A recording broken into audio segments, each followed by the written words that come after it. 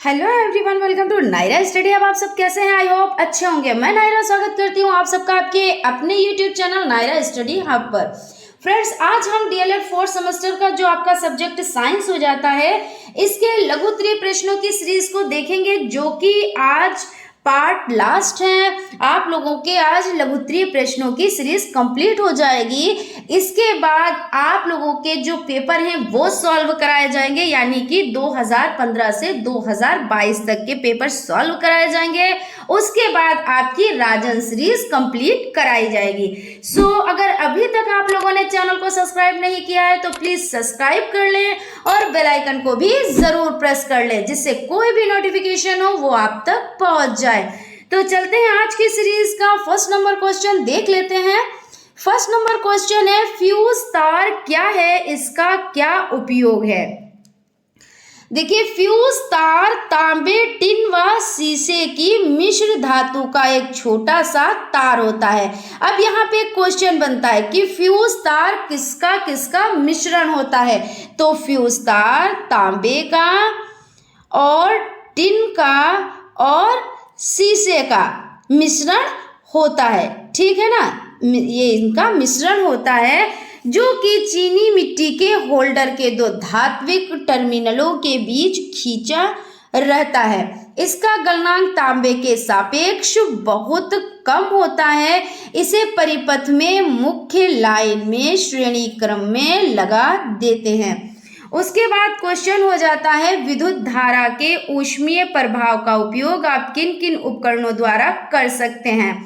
विद्युत धारा के ऊष्मीय प्रभाव का उपयोग निम्नलिखित उपकरणों द्वारा कर सकते हैं: विद्युत बल्ब, विद्युत प्रेस, विद्युत अंगीठी, पानी गर्म करने के लिए heater, blower, toaster, baking oven, बाल सुखाने का यंत्र आदि। देखिए, यहाँ पे ये रोजमर्रा के जो जिंदगी में आप लोग यूज करते हैं उन्हीं सब चीजों का यहाँ पे वर्णन है कि विद्युत धारा के ऊष्मीय प्रभाव का उपयोग आप किन किन उपकरणों द्वारा कर सकते हैं, जो आपके घर में ये सारी चीजें अवेलेबल है, ठीक है ना। तो इस तरह से आप लोग लिख सकते हैं। उसके बाद क्वेश्चन हो जाता है, वोल्टेज सेल का नामांकित चित्र बनाइए। तो यहाँ पे ये वोल्टेज सेल का नामांकित चित्र आप लोगों को बनाना है, जो कि 2022 में आया हुआ है। मैंने आपसे देखिए पिछली वीडियो में यही बात बताई थी कि जो चित्र होते हैं वो आप लोगों के लिए बहुत ही इंपॉर्टेंट हो जाते हैं। चित्र आते जरूर हैं, इसलिए जितने भी चित्र मैं आप लोगों को बताती हूँ सबकी आप अच्छे से प्रैक्टिस करें। 2 से 3 बार आप लोग उसको जरूर से जरूर बना के देखें, और जो नामकरण है उसको भी आप लोग जरूर करें, क्योंकि नामांकित चित्र आता है एग्जाम में। तो आप देखिए इस तरह से आसानी से बना सकते हैं। ये तो देखिए बहुत ज़्यादा सिंपल है, तो इसमें कोई दिक्कत नहीं है, आप लोगों को नहीं होनी चाहिए, है ना। तो इस तरह से आप लोग इसको बना सकते हैं। और ये देखिए एनोड हो जाता है, ये C4 की छड़ हो जाती है, ये देखिए यहाँ से, और कैथोड, और उसके बाद ये Zn की छड़। ये किसका चित्र है? तो वोल्टेज सेल का चित्र है। इसमें सिर्फ चित्र के बारे में पूछा गया है, वो आप लोग बना दें और आपको पूरे नंबर आपको प्रोवाइड होंगे, ठीक है ना। उसके बाद क्वेश्चन हो जाता है, आवेश से आपका क्या तात्पर्य है? इसके प्रकारों पर प्रकाश डालिए। तो आवेशन किन्हीं दो वस्तुओं को आपस में रगड़े जाने अथवा एक दूसरे के निकट या संपर्क में आने पर उसमें दूसरी वस्तुओं को अपनी ओर आकर्षित करने का जो गुण उत्पन्न हो जाता है, उसे वस्तुओं का आवेशन कहते हैं। आवेश के प्रकार, तो आवेश के 2 प्रकार होते हैं। फर्स्ट नंबर पर हो जाता है धनात्मक आवेश। कौन हो जाता है? तो धनात्मक आवेश हो जाता है। और सेकेंड नंबर पर आपका ऋणात्मक आवेश हो जाता है। तो इस तरह से हो जाता है आपका। और विजातीय विपरीत प्रकार के आवेशित वस्तुओं के बीच आकर्षण बल तथा सजातीय समान प्रकार के आवेशित वस्तुओं के बीच प्रतिकर्षण बल लगता है। धन आवेश एवं ऋण आवेश, ये क्या कह रहे हैं? आवेश से आप क्या समझते हैं और इनके जो प्रकार हैं उन पर आप प्रकाश डालें, है ना। तो धन आवेश एवं ऋण आवेश, जब कांच की छड़ को रेशम से रगड़ते हैं तो कांच की छड़ में उत्पन्न आवेश धनावेश होता है तथा रेशम में उत्पन्न आवेश ऋणात्मक होता है। क्या यहाँ पे कह रहे हैं? तो यहाँ पे ये बता रहे हैं कि जब कांच की छड़ को रेशम से रगड़ते हैं तो कांच की छड़ में उत्पन्न आवेश क्या होता है, तो धनावेश होता है, और रेशम से उत्पन्न आवेश क्या होता है, तो ऋणात्मक होता है। इस तरह से आपका हो जाता है। क्वेश्चन है, लाल रक्त कणिकाओं तथा श्वेत रक्त कणिकाओं का वर्णन कीजिए। यानी रक्त मतलब ब्लड, है ना।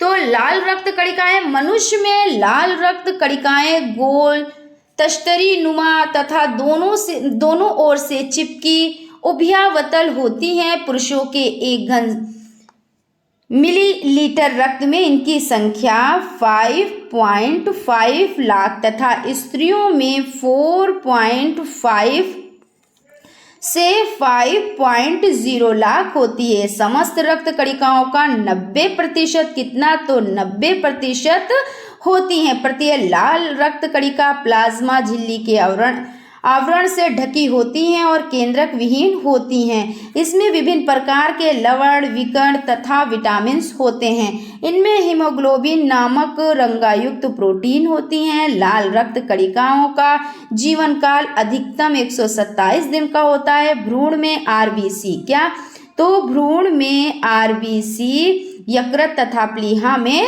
बनती हैं। श्वेत रक्त कणिकाएं, तो ये लाल रुधिर कणिका की अपेक्षा बड़ी तथा केंद्रक युक्त कोशिकाएं होती हैं। मनुष्य के 1 घन मिली रक्त में इनकी संख्या 5000 से 9000 तक होती हैं।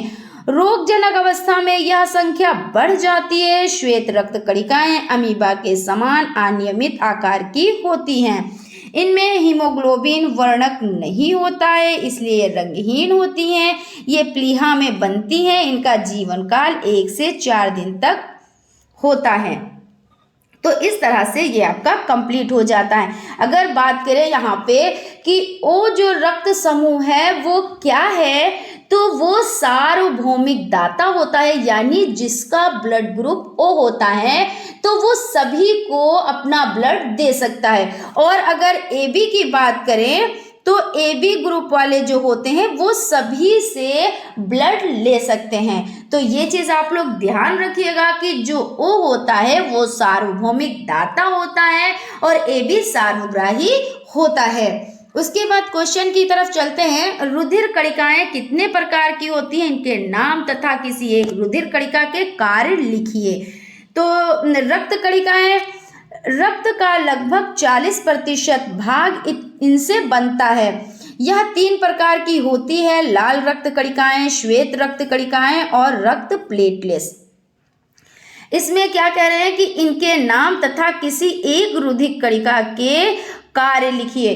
तो यहाँ पे हम लोग कार्यों को एक कार्य को देख लेते हैं। यहाँ पे समझ लेते हैं। देखिए, लाल रक्त कणिकाएं, श्वेत रक्त कणिकाएं और रक्त प्लेटलेट्स, ये इनके नाम हो जाते हैं। और इसमें कहा है कि उसके एक नाम तथा एक रुधिर कणिका के कार्य लिखिए। उनके नाम सभी के लिखने हैं और एक रुधिर कणिका के कार्य लिखने हैं। तो हम लोग देखिए लाल रक्त कणिकाओं के बारे में जान लेते हैं, क्योंकि एक के बारे में पूछा है। तो रक्त की लाल रक्त कणिकाएं ऑक्सीजन तथा क्या, तो जो लाल रक्त कणिकाएं होती हैं तो वो ऑक्सीजन तथा कार्बन डाइऑक्साइड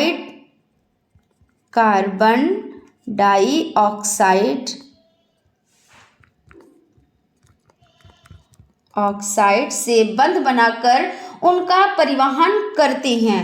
और अगर बात करें श्वेत रक्त, तो सफेद रक्त कोशिकाओं की कमी से ल्यूकीमिया या ब्लड कैंसर, हेपेटाइटिस आदि होने का खतरा रहता है। यहाँ पर एक ही पूछा गया है तो आप एक ही लिख सकते हैं, ठीक है ना। उसके बाद क्वेश्चन की तरफ चलते हैं। क्वेश्चन है, अभी देखिए यहाँ पे चीजों को समझ लेते हैं और भी थोड़ा सा,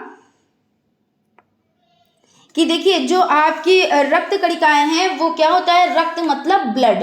तो एक तरल पदार्थ है जिसके 2 भाग हैं, द्रव्य भाग जिसे प्लाज्मा कहते हैं। देखिए किसको, तो द्रव्य भाग को प्लाज्मा कहते हैं। यहाँ पे आप समझ लें, द्रव्य भाग को प्लाज्मा कहते हैं। और आपका हो जाता है ठोस भाग को क्या कहते हैं, तो ठोस भाग को कोशिकाओं का, यानी ठोस भाग किसका बना होता है, तो कोशिकाओं का बना होता है। ये चीज आप लोग याद रखिएगा, ठीक है ना। उसके बाद क्वेश्चन की तरफ चलते हैं। WBC एवं प्लेटलेट्स पर संक्षिप्त टिप्पणी लिखिए। तो WBC यानी श्वेत रक्त रुधिर कणिकाएं, ये लाल रुधिर कणिका की अपेक्षा बड़ी तथा केंद्रक युक्त कोशिकाएं होती हैं। मनुष्य के 1 घन मिली रक्त में इनकी संख्या 5000 से 9000 तक होती है।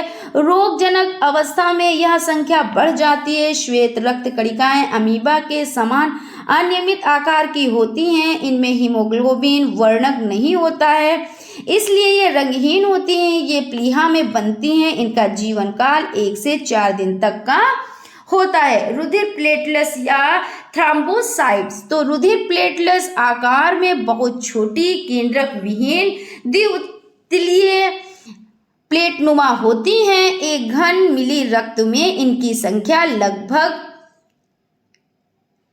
2,50,000 तक होती है। कितनी होती है, तो 2,50,000 तक होती है। क्वेश्चन आपका हो जाता है, रक्त बैंक से आप क्या समझते हैं। तो रक्त बैंक वह संस्था जहां विभिन्न वर्गों के रक्त सुरक्षित एवं संग्रहित रहते हैं, रक्त बैंक कहलाता है। विश्व का प्रमुख रक्त रेड क्रॉस सोसाइटी है। रक्त बैंक में रक्त में सोडियम साइट्रेट रसायन मिलाकर लगभग 30 दिन तक सुरक्षित रखा जाता है। अब यहाँ पे देखिए कितने दिन तक सुरक्षित रखा जा सकता है, तो 30 दिन तक। और इसमें क्या, रक्त बैंक में सोडियम साइट्रेट रसायन मिलाकर, क्या मिलाकर, तो सोडियम, याद रखिएगा सोडियम साइट्रेट, क्योंकि इससे जो आपके हो जाते हैं बहुविकल्पी टाइप और आपके हो जाते हैं अतिलघुत्तरीय टाइप, इस तरह के क्वेश्चन बन सकते हैं कि रक्त बैंक में रक्त में क्या मिलाकर रखा जाता है, तो सोडियम साइट्रेट। देखते हैं, रक्त को 4.5 डिग्री सेल्सियस यानी 40 डिग्री फ़ारेनहाइट तापक्रम पर कांच या प्लास्टिक की वायुरुद्ध बोतलों में सुरक्षित रखते हैं।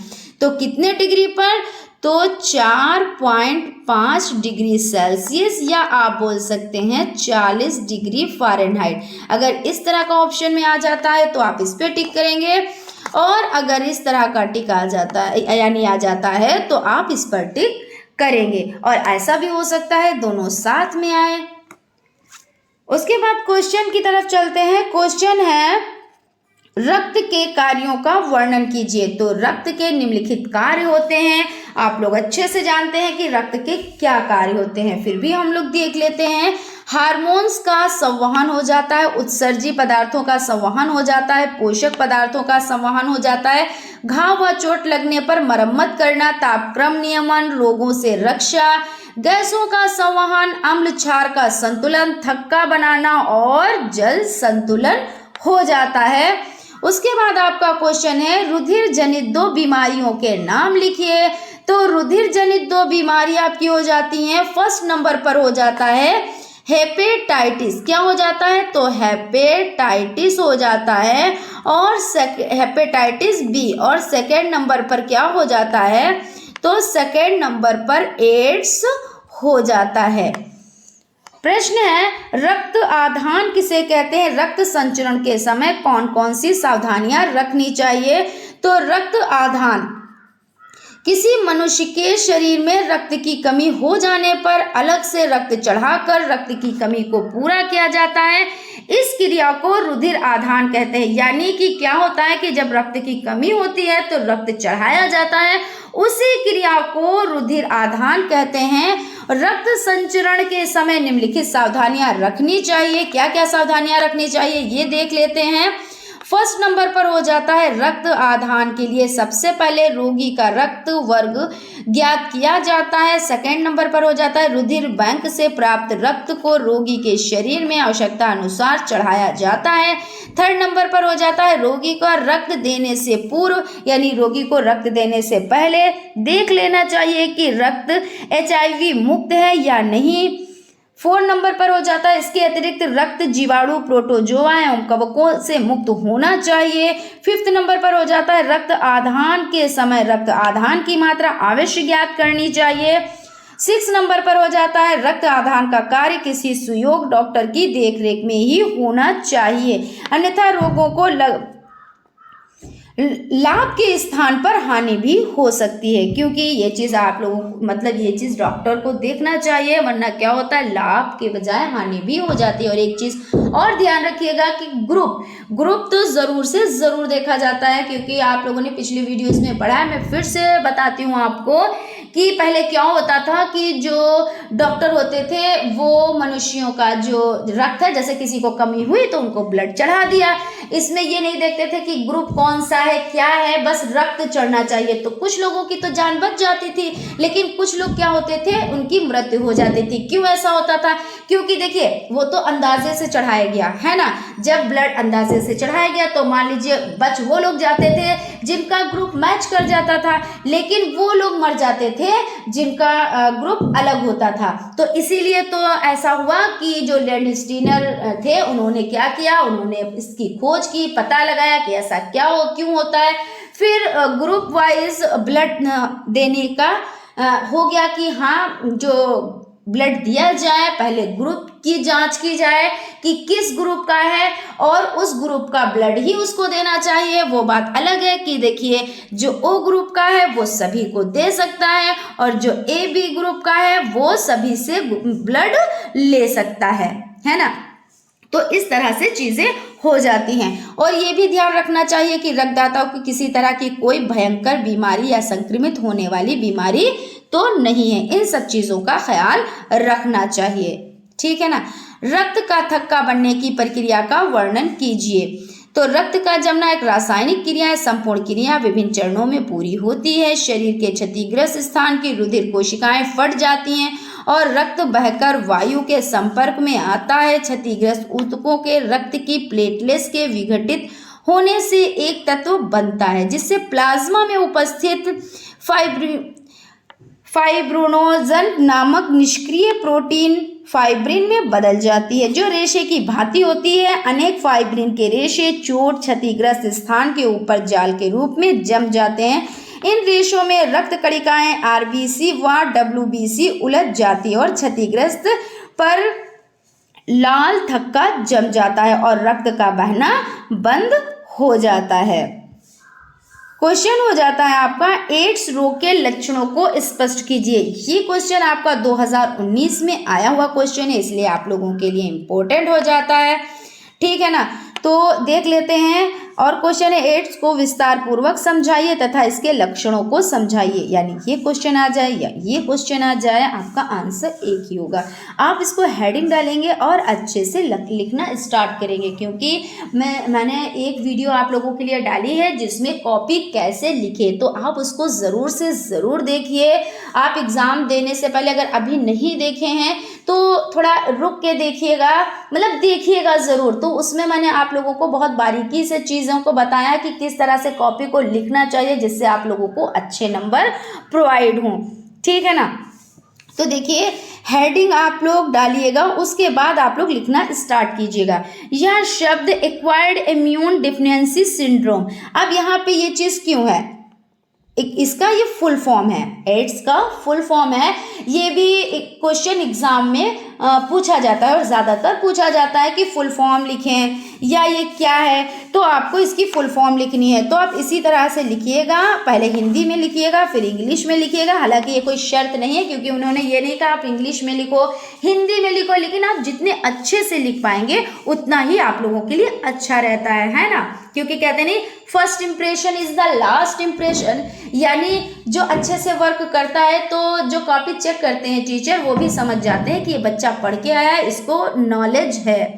तो उसी तरीके से 1-2 नंबर बढ़ के ही मिलते हैं। राइटिंग आप अच्छी लिखेंगे, आप अच्छे से हेडिंग डाल के लिखेंगे। अगर किसी की फुल फॉर्म पूछी जा रही है तो आप उसकी फुल फॉर्म लिखेंगे, अच्छे से उसको हिंदी में भी लिख देंगे, इंग्लिश में भी लिख देंगे, तो आपको पूरे नंबर प्रोवाइड होते हैं। फिर चलिए अब देख लेते हैं। यह शब्द एक्वायर्ड इम्यून डिफिशिएंसी सिंड्रोम का संक्षिप्तीकरण है। सर्वप्रथम सन 1981 ईस्वी में कैलिफोर्निया संयुक्त राज्य अमेरिका में एक समलिंगी पुरुष वयस्कों में जब तक संक्रमण, असामान्य असाध्य बीमारी और प्रतिरोधक क्षमता में कमी, उच्च मृत्यु दर के लक्षण दिखे। कई वर्षों तक इस रोग के कारणों की जानकारी नहीं हो सकी।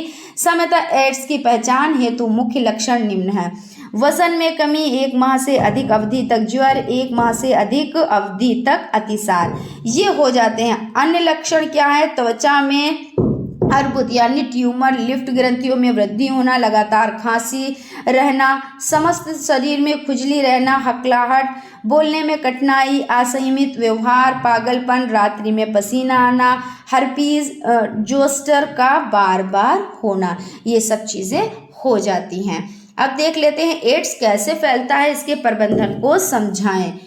तो एड्स स्वयं किसी कारण से नहीं होता, बल्कि किसी रोगी से जिसकी जांच में HIV पाया गया हो उसके संसर्ग से यह रोग होता है। इसमें वायरस में पहुंचने का मुख्य माध्यम रक्त होता है। एड्स रोग का प्रसार निम्न प्रकार से होता है। यौन संचार, एड्स फैलने का मुख्य कारण यौन संसर्ग है। इसमें समलैंगिक, समूहलिंगी विपरीत या एक समूह एड्स से संक्रमित व्यक्ति के अपने विपरीत लिंगी से यौन सहवास, मुख मैथुन, गुदा मैथुन आदि यौगिक व्यभिचार सम्मिलित है।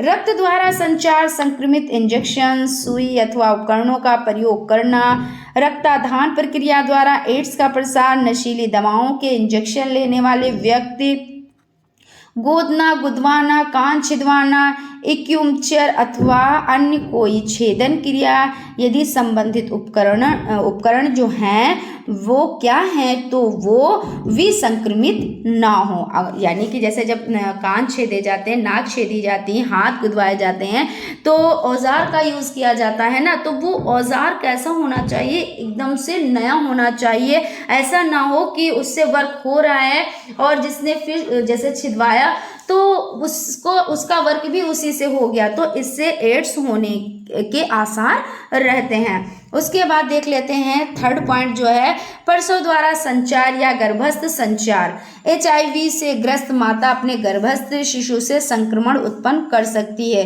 अन्य सहयोगी कारक तो इसमें हो जाता है आयु समूह 20 से 50 के बीच होना, वेश्याओं की सही जांच ना होना, HIV सकारात्मक होने पर भी सही स्थिति को छिपाना आदि। यानी अगर HIV है तो उसको छिपाया जा रहा है तो ये भी तो गलत होता है ना, क्योंकि उसका इलाज होना चाहिए। और इसमें शर्म बिल्कुल भी नहीं होनी चाहिए। ऐसा नहीं है कि ये सिर्फ एक ही के वजह से हो जाता है कि यौन संबंध से, ऐसा नहीं है।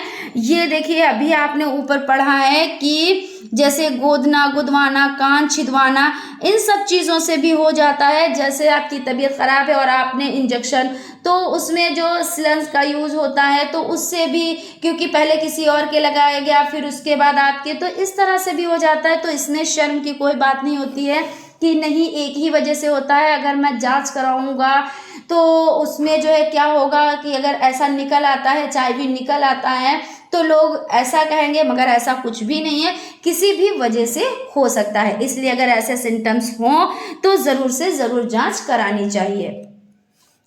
उसके बाद हो जाता है एड्स से बचाव हेतु सुझाव। निम्न बिंदुओं एड्स से बचने के लिए सुझाए गए हैं: शिक्षा द्वारा सुरक्षित स्त्री सहवास, कंडोम की व्यवस्था व सही उपयोग, स्त्रियों के संपर्क वाले रोगों की पहचान और उनका इलाज, सुरक्षित रक्त संचरण, इंजेक्शन लेने का सुरक्षित तरीका। देखिए वही चीज़ यहाँ पे आ गई कि इंजेक्शन लेने का सही तरीका, क्योंकि ये भी कारण है। तो जब ये कारण है तो सिर्फ इसी पे क्यों देखा जाए, है ना? तो इसमें शर्म लिहाज ना करके और डॉक्टर्स को दिखाना चाहिए, है ना, और जांच करानी चाहिए। हेपेटाइटिस बी रोग के प्रमुख कारण क्या है? हेपेटाइटिस बी रोग के कारण निम्न है: खून चढ़ना, दूषित सुइयां, दूषित वातावरण, दवाओं का दुरुपयोग, अप्राकृतिक यौन गतिविधियां या समलैंगिकता, एक्यूपंक्चर आदि हो जाते हैं। प्राथमिक उपचार की परिभाषा बताएं तथा प्राथमिक चिकित्सा के प्रमुख सिद्धांतों का वर्णन करें।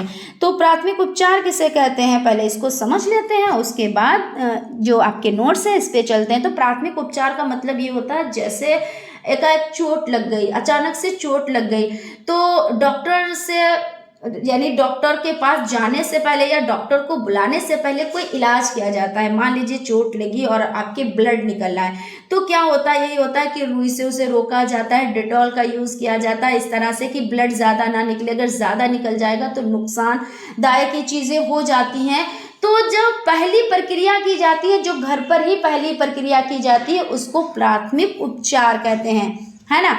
तो इस तरह से हो जाते हैं। अब हम देख लेते हैं प्राथमिक उपचार की परिभाषा को समझ लेते हैं। साधारण रूप से आपातकालीन स्थिति में जो प्राथमिक सहायता दी जाती है उसे प्राथमिक सहायता कहते हैं, यानी फर्स्ट एड, अर्थात संकटकालीन स्थिति में डॉक्टर के आने तक या अस्पताल तक ले जाने से पहले। देखिए वही चीज़ आ गई कि हमारे चोट लगी और हम डॉक्टर के पास जाने से पहले जो हमारा इलाज होता है उसको कहते हैं, है ना, प्राथमिक उपचार।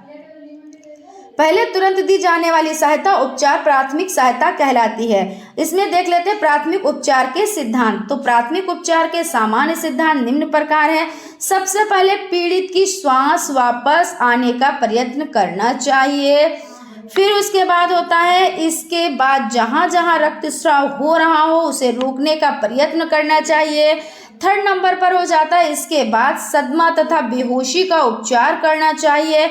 इसके बाद अस्थि भंग यानी फ्रैक्चर का उपचार करना चाहिए। इसके बाद जहां रोगी का शरीर जल गया हो या घाव हो गए हों उसका उपचार करना चाहिए। इसके बाद अन्य चोटों को देखकर उनका उपचार यानी पट्टी बांधनी चाहिए। अंत में रोगी के जीवन को सुरक्षित रखने के लिए उसे अस्पताल या डॉक्टर के यहाँ भेजने का प्रबंध करना चाहिए। देखिए वही चीज़ हो गई जैसा कि अभी हम लोगों ने डिस्कस किया कि जब चोट लग जाती है या ब्लड ज़्यादा निकल रहा होता है या कोई जल जाता है ना, पानी में डूब जाता है, तो उसको जब निकालते हैं, तो जब पानी में कोई डूब गया तो उसको जब निकाला तो क्या करते हैं, मुंह के बल उसको यानी पेट के बल लिटा देते हैं, फिर धीरे धीरे करके पानी निकालते हैं, फिर उसके बाद उसको डॉक्टर के पास ले जाते हैं या डॉक्टर को घर ही पे बुला लेते हैं। जैसी स्थिति होती है वैसा वर्क करते हैं। या किसी की हड्डी टूट गई या उसके घाव हो गए, ब्लड निकल रहा है, तो ब्लड को रोकने के लिए कुछ प्रक्रिया की जाती है ना।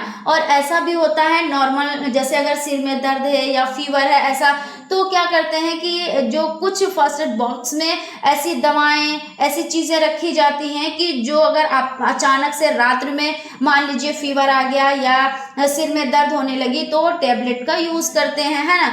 तो वो क्या होता है, वो प्राथमिक उपचार होता है। और उसके बाद क्या होता है, जब डॉक्टर के पास जाते हैं तब वो इलाज करते हैं। इस तरह से हो जाता है। क्वेश्चन हो जाता है आपका, प्राथमिक उपचार के लिए कौन कौन सी आवश्यक बातें जरूरी हैं। तो प्राथमिक उपचार के लिए आवश्यक बातें, इनको भी समझ लेते हैं। तो आवश्यकता के समय तुरंत सहायता करना, सहायता का सारा सामान एक साथ ले जाना, सावधानी से घटना स्थल का निरीक्षण करना।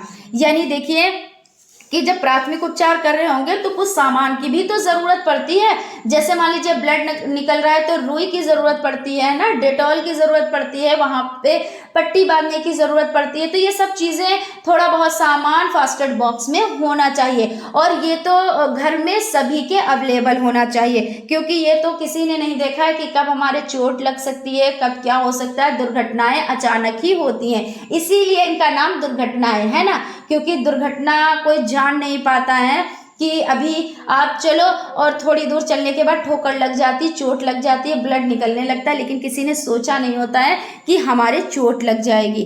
तो ऐसे होता है। तो आपका क्या हो जाता है कि ये सब चीज़ें आवश्यक हो जाती हैं कि आवश्यकता के समय तुरंत सहायता करना, क्योंकि तुरंत से तुरंत आप सहायता करें। किसी को भी, जैसे कहते नहीं कि रोड पे कोई गिर गया, किसी का एक्सीडेंट हो जाता है, तो आज का दौर तो ऐसा है कि लोग उसके पास तक नहीं जाते, लेकिन ऐसा नहीं होना चाहिए। उसके पास जाना चाहिए। उसको जैसे कि अगर ब्लड निकल रहा है तो उसको रोकने की कोशिश करनी चाहिए। अगर आपके पास कोई भी वस्तु है, कुछ भी है, तो उसको आपको निकाल के और जो मरीज है या जिसका एक्सीडेंट हो गया तो उसके ब्लड को रोकने की कोशिश करनी चाहिए, फिर उसको हॉस्पिटल ले जाना चाहिए।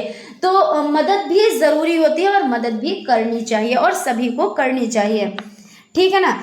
और इसमें देख लेते हैं रोगी की दुर्घटना का कारण दूर करना और जख्मों से निकला हुआ खून तुरंत बंद करना, रोगी की यानी रोगी की सांस देखना, यदि सांस बंद हो तो चलाने का प्रयत्न करना, रोगी का तापमान सामान्य बनाए रखना, रोगी को अधिक से अधिक आराम पहुंचाना, रोगी के घाव को ढक देना, हड्डी टूटी हुई हो तो हिलाना नहीं चाहिए। यानी मान लीजिए किसी की हड्डी टूट गई अचानक में और अब उसको आप हिला रहे हैं तो ऐसा नहीं, एकदम से जहां पे है वहीं पे उसको सीमित कर देना चाहिए, उसको नहीं हिलाना चाहिए।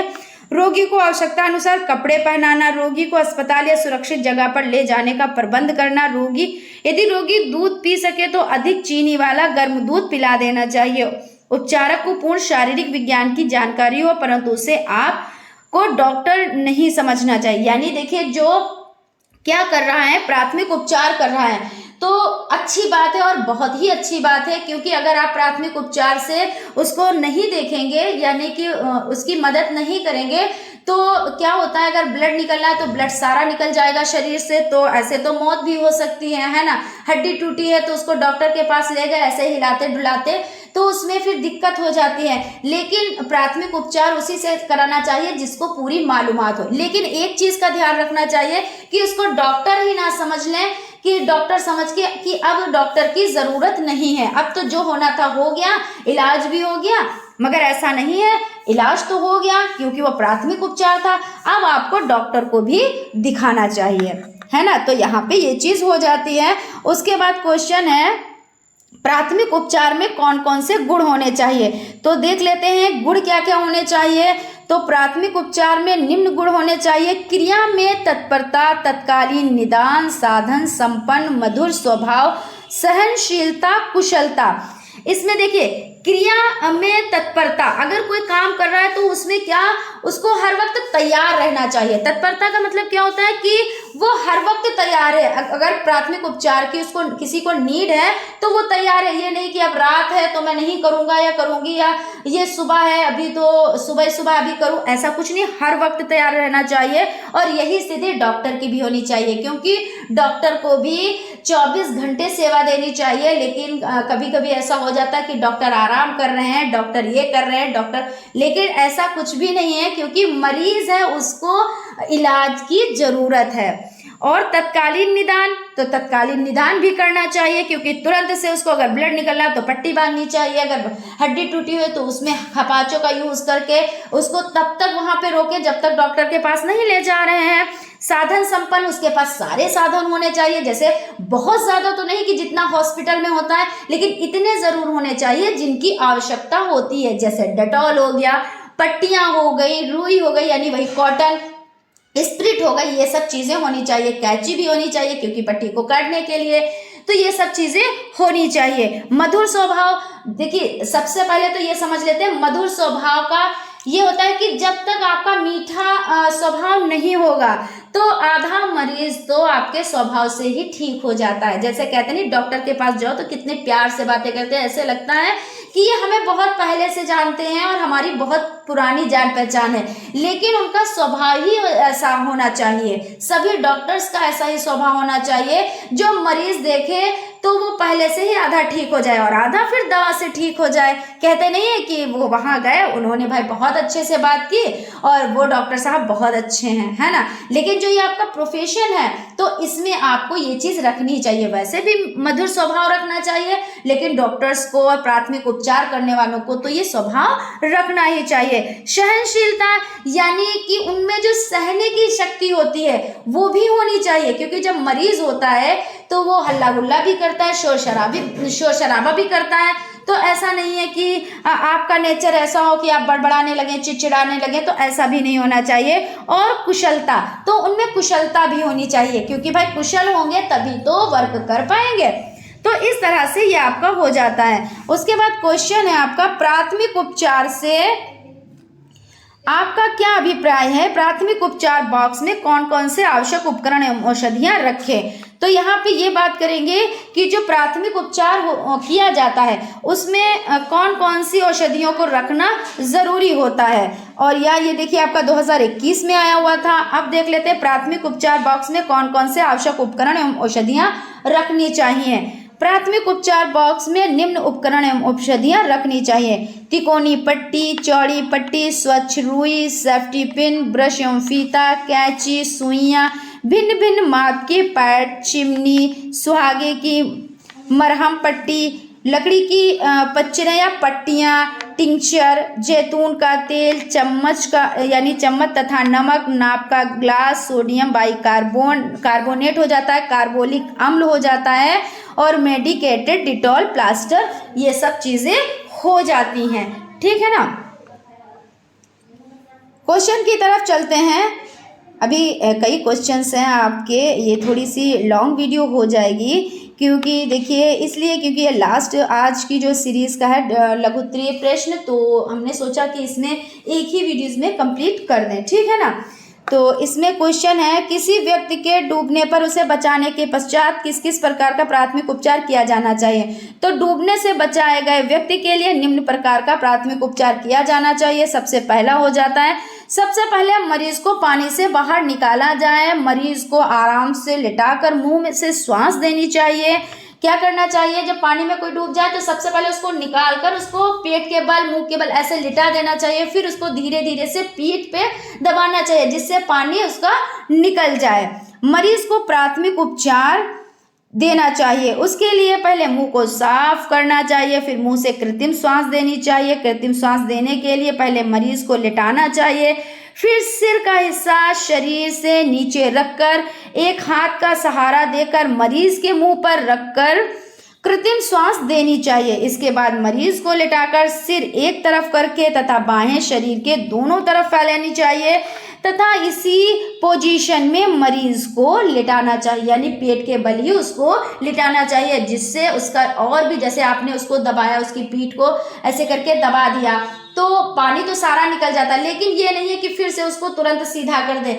थोड़ी देर उसको ऐसे ही लेटा रहने दे जिससे और भी अगर बचा हुआ पानी है तो वो निकल जाए। और उससे पहले आपको जो उसके मुंह में जैसे पानी में डूब जाए तो वहां पे क्या होता है कि मिट्टी भी होती है, छोटे छोटे पेड़ पौधे भी होते हैं, घास फूस भी होता है और भी कचरा होता है, तो वो मुंह में जाके मुंह में चला जाता है। तो उसको सबसे पहले तो साफ करना चाहिए, फिर जो है पेट के बल लिटाना चाहिए।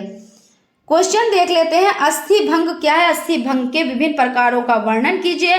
तो अस्थि भंग जैसे कि नाम से ही पता चल रहा है, अस्थि भंग यानी अस्थि का टूटना, यही तो हुआ ना, नाम से पता चल रहा है। तो दुर्घटना में घाव आदि लगने के बाद सबसे अधिक आशंका किसी अंग की हड्डी टूट जाने की होती है। जैसे मान लीजिए कोई गिर गया या किसी का एक्सीडेंट हो गया तो सबसे ज्यादा क्या खतरा रहता है। ऐसा कहते नहीं कि देख लो हड्डी तो नहीं कहीं पे टूट गई या चटक गई या दरार पड़ गई, क्योंकि जो अगर सबसे ज्यादा कोई खतरा रहता है तो हड्डी टूटने का ही खतरा रहता है। अधिकांश दुर्घटनाओं में किसी व्यक्ति के शरीर में घाव हो जाने, उसमें रक्तस्राव होने, हड्डी टूटने और पीड़ित व्यक्ति के शॉक की स्थिति में आ जाने की घटनाएं एक साथ घट जाती हैं।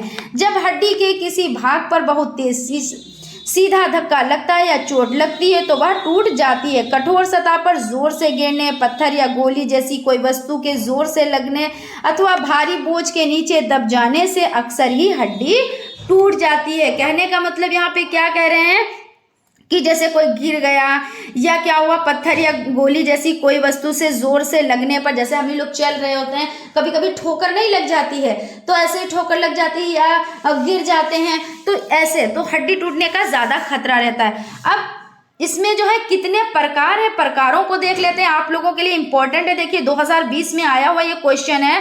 तो सरल अस्थि भंग, सरल अस्थि भंग क्या होता है, केवल हड्डी का टूटना या चटक जाना। कभी कभी क्या होता है जब घटना होती है तो सिर्फ हड्डी टूटती है या चटक जाती है हल्की सी, है ना, तो वो सरल अस्थि भंग हो जाता है। विषम अस्थि भंग, जब हड्डी टूटने के साथ साथ घाव होने के कारण त्वचा तथा ऊतकों की हानि होती है। यानी विषम क्या हो जाता है कि हड्डी तो टूटी है, साथ में क्या होता है जो त्वचा तथा ऊतकों में हानि भी हो जाती है। बहुखंड अस्थि भंग, तो जब हड्डी 3 या अधिक टुकड़ों में टूट जाती है। बहुखंड देखिए नाम ही से पता चल रहा है, बहुखंड मतलब बहुत सारे खंड, है ना, यानी बहुत सारे टुकड़े, तो ऐसे हो जाता है। फिर कच्ची अस्थि भंग, ऐसा प्राय बच्चों के साथ होता है जब इनकी हड्डियों का आघात होता है, ये मुड़ जाती हैं और फट जाती हैं या मुड़ी हुई रहती हैं, तो इन्हें क्या कहते हैं, कच्ची अस्थि भंग कहते हैं।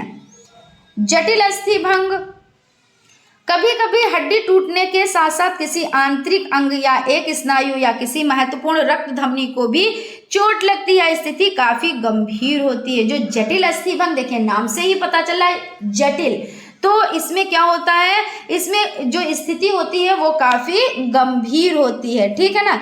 तो आप लोगों को याद करने में इसमें कोई दिक्कत नहीं रहेगी। पहली बात तो इसको रटना तो पड़ेगा ही नहीं, ये तो आप लोग आसानी से याद रख सकते हैं।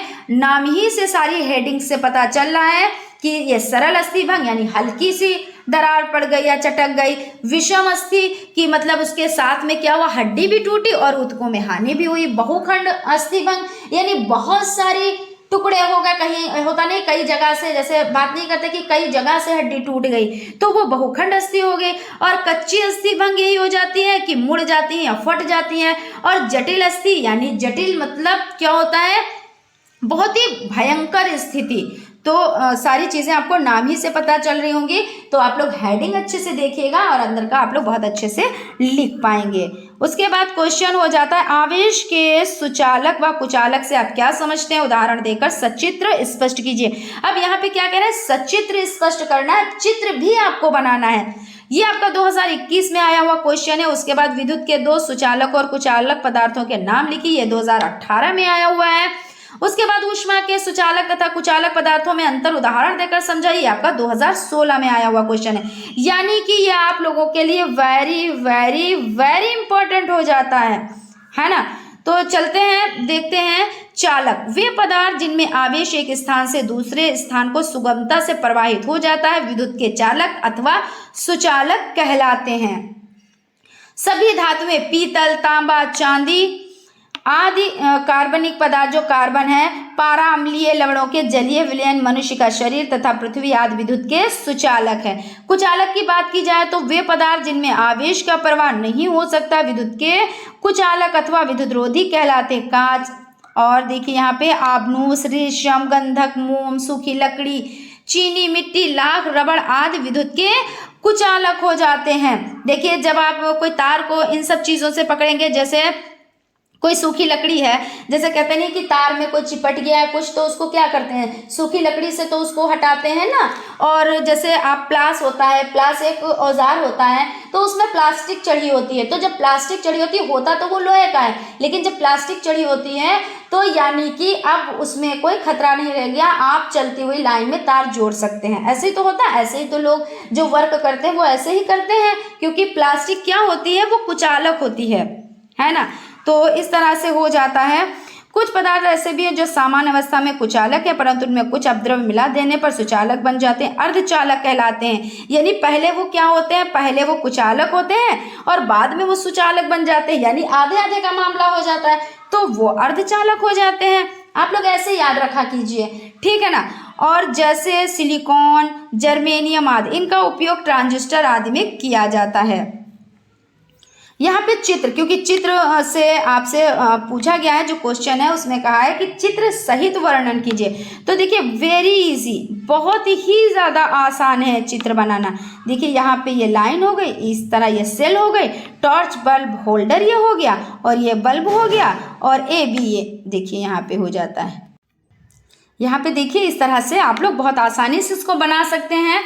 इसमें है टॉर्च का एक बल्ब लें, बल्ब होल्डर में लगाएं, टॉर्च का एक सेल लें, तांबे के तार द्वारा चित्रानुसार बल्ब और सेल को जोड़ें, तांबे के तार में स्वतंत्र सिरे ए बी का स्पर्श कराएं, बल्ब में प्रकाश उत्पन्न होता है, ए और बी को अलग करें, देखते हैं कि बल्ब से प्रकाश निकलना बंद हो जाता है। ए और बी के मध्य प्लास्टिक से बनी वस्तु जैसे स्केल, कंघा आदि जोड़ें, देखेंगे कि बल्ब प्रकाश नहीं उत्पन्न करता है, क्योंकि प्लास्टिक से बनी वस्तुओं में विद्युत का प्रवाह नहीं हो सकता।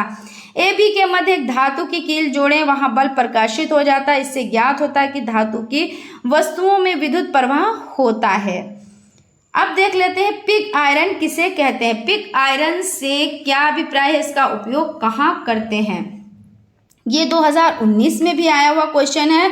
उसके बाद देखिए ये है पिग आयरन से आप क्या समझते हैं, इसका उपयोग कहाँ करते हैं, तो ये 2016 में आया हुआ क्वेश्चन है, यानी कि आप लोगों के लिए इम्पोर्टेंट हो जाता है।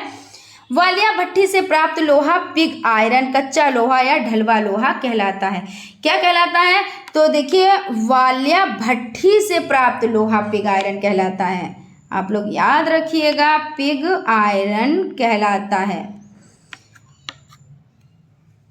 इसमें 93% कितना, तो 93% लोहा और 4 से 5% कार्बन तथा शेष सल्फर, फास्फोरस, सिलिकॉन की अशुद्धियां उपस्थित होती हैं, जिसके कारण इसका गलनांक कम होता है या भंगुर होता है। इसका उपयोग पाइप, स्टोरेज टंकी, नहाने के टब, कूड़ादान आदि बनाने में किया जाता है।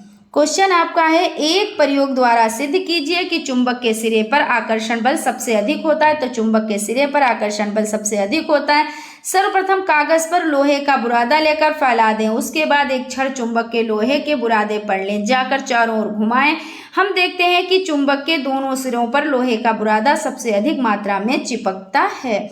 अतः हम कह सकते हैं चुंबक के सिरे पर आकर्षण बल सबसे अधिक होता है। क्वेश्चन आपका हो जाता है,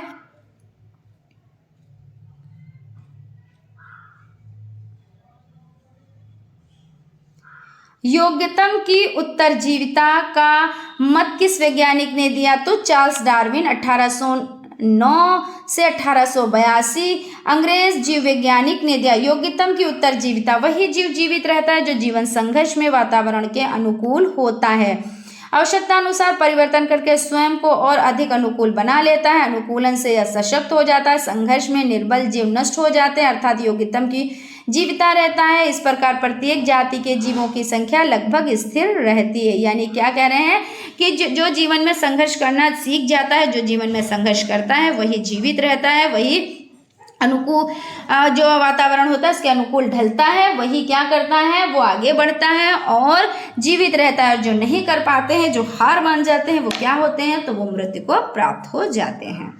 इस तरह से आपका हो जाता है। सोडियम एवं मैग्नीशियम की जल से अभिक्रिया का रासायनिक समीकरण लिखिए। इस अभिक्रिया में कौन कौन सी गैसें निकलती हैं, यह आपका 2016 में आया हुआ क्वेश्चन है। सोडियम धातु का एक छोटा टुकड़ा छन्ना कागज से सुखा लें, कांच के एक बर्तन को पानी से आधा करें तथा सोडियम के टुकड़े को पानी में डाल दें। हम देखते हैं कि धातु का टुकड़ा जल की सतह पर तीव्र गति से इधर उधर घूमता हुआ दिखाई देता है। सोडियम धातु जल के साथ तीव्र गति से अभिक्रिया करके सोडियम हाइड्रोक्साइड तथा हाइड्रोजन गैस बनती है। 2Na सोडियम प्लस 2H2O जल हो जाता है, सोडियम हाइड्रोक्साइड 2NaOH हो जाता है plus H2 hydrogen gas. Sodium को क्लोरीन में क्यों रखा जाता है, मैग्नीशियम भाप या गर्म पानी के साथ क्रिया करके मैग्नीशियम ऑक्साइड तथा हाइड्रोजन गैस बनाता है। Mg यानी magnesium plus H2O MgO plus H2 magnesium जल, मैग्नीशियम ऑक्साइड, हाइड्रोजन गैस।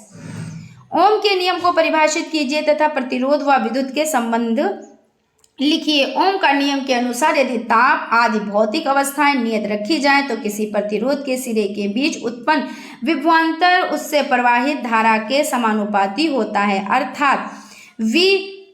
ये देखिए यहाँ पे आप देख सकते हैं, यहाँ पे इस तरह से आप इन चीज़ों को समझ सकते हैं।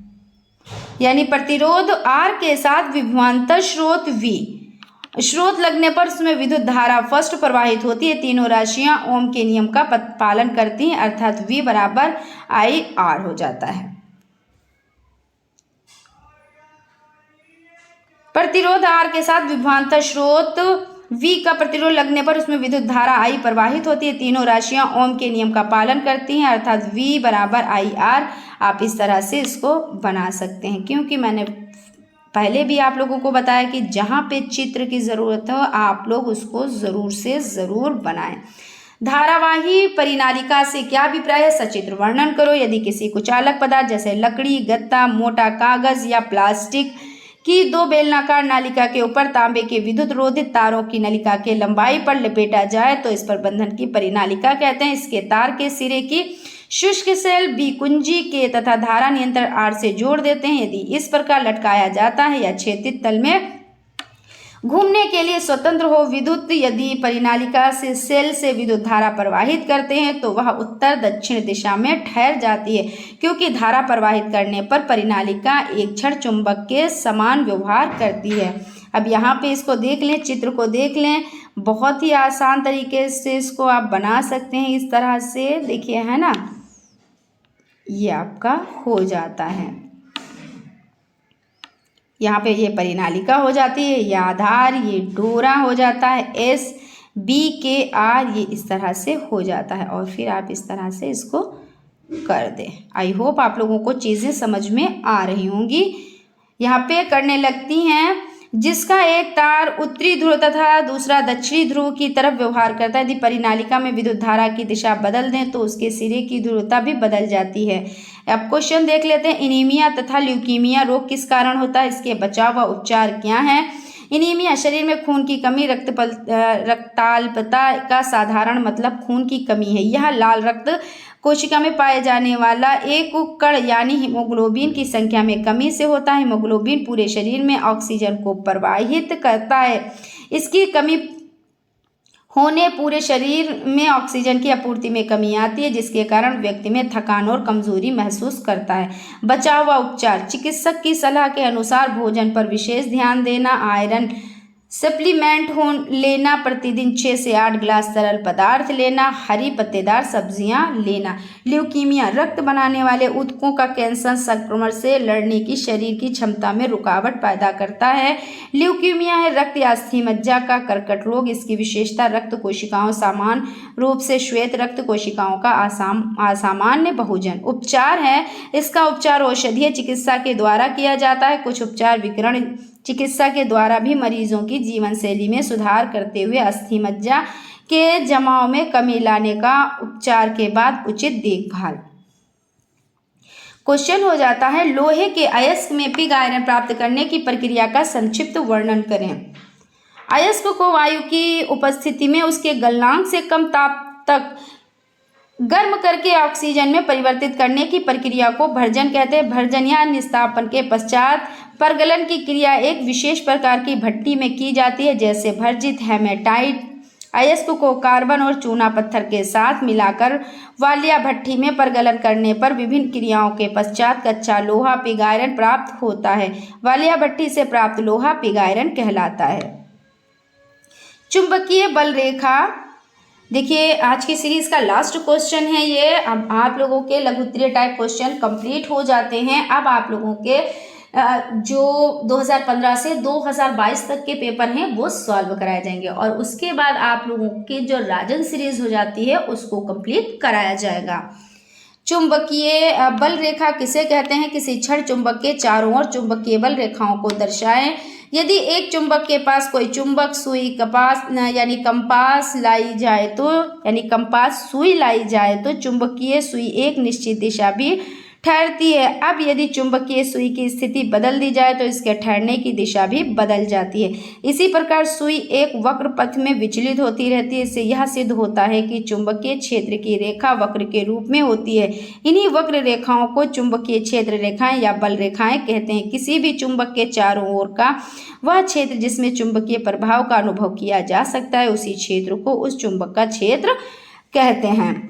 फ्रेंड्स ये कंप्लीट हो जाता है। आई होप आप लोगों को सेशन अच्छा लगा होगा। अगर सेशन अच्छा लगा है तो प्लीज़ एक लाइक ज़रूर करें और अगर अभी तक आप लोगों ने चैनल को सब्सक्राइब नहीं किया है तो प्लीज़ सब्सक्राइब कर लें और बेल आइकन को भी ज़रूर प्रेस कर दें, जिससे कोई भी नोटिफिकेशन हो वो आप तक पहुंच जाए। मिलते हैं नेक्स्ट क्लास में, तब तक आप लोग अपना ख्याल रखें। Thank you.